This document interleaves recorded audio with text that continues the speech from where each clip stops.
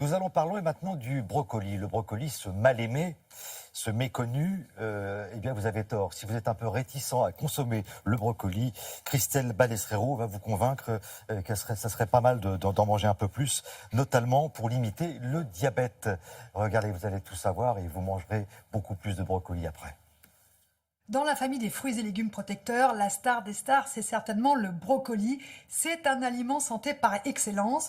Il contient entre autres une bonne dose de vitamine C, mais aussi des composés soufrés dont les effets anti-cancer sont aujourd'hui documentés.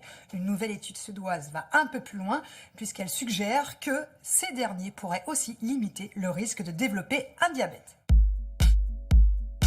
Le diabète est en grande partie lié à une production excessive de sucre par le foie. Alors, grâce à des méthodes d'analyse des gènes, des chercheurs ont été mis sur la piste des brocolis pour tenter d'améliorer le fonctionnement du foie et donc de traiter le diabète. Et plus précisément, c'est un composé chimique qu'on appelle le sulforaphane qui leur a semblé intéressant pour lutter contre l'accumulation du sucre dans le sang. Alors ils ont procédé à 3 types d'expérimentations qui ont toutes donné des résultats prometteurs. D'abord, ils ont montré que des cellules de foie gras produisaient moins de sucre quand on les met en contact avec cet extrait de brocoli, le sulforaphane. Ensuite, ils ont prouvé chez des rats et aussi des souris que l'extrait de brocoli peut prévenir l'apparition d'un diabète et qu'en cas de diabète avéré, ça pouvait être efficace pour lutter contre le diabète. Enfin, la troisième étape, c'était de tester l'extrait de brocoli chez l'humain. Et chez des personnes qui étaient déjà diabétiques sous traitement pour la plupart, eh bien, l'extrait de brocoli s'est avéré efficace avec un effet qui était particulièrement marqué chez les personnes obèses et qui étaient mal équilibrées sous leur traitement médicamenteux.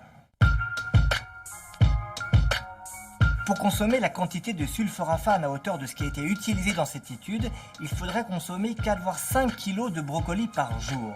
Donc cette étude ouvre plutôt la voie à l'utilisation d'extraits de brocoli concentrés en sulforaphane sous forme de compléments alimentaires ou sous forme d'alicaments, c'est-à-dire d'aliments qui seraient enrichis en extraits de brocoli.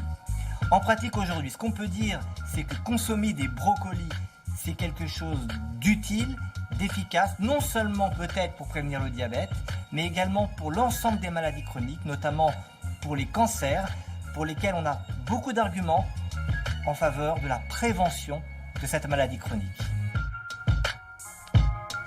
Et pour tous ceux qui ont des difficultés à digérer les crucifères, eh bien sachez que c'est justement le brocoli qui est le mieux toléré, mais à condition de respecter 2 petits conseils. Premièrement, choisissez un brocoli très frais, croquant, sans aucune partie jaunissante. Et deuxièmement, offrez-lui une cuisson très courte, à peine 5 minutes à la vapeur. Contrairement aux idées reçues, une cuisson prolongée le rend nettement moins digeste, détruit une grande partie de sa vitamine C, mais aussi de ses composés soufrés protecteurs. Notez, Christelle, merci beaucoup.